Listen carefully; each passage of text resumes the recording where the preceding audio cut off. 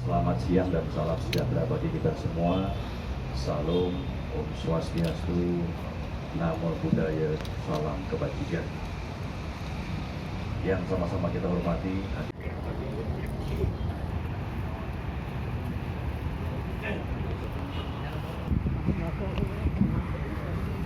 Dan jajaran terhadap pemberantasan narkoba.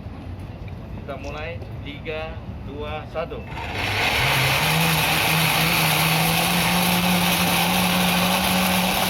Jadilah yang mukul dulu. Tanggal 5. Nama gini coba. Kak, HP Kak masuk Kak.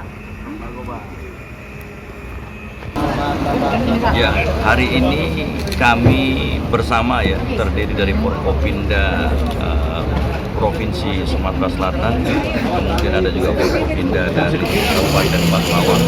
Kita sama-sama hadir di sini menunjukkan komitmen kita terhadap pemberantasan narkotik di wilayah Sumatera Selatan.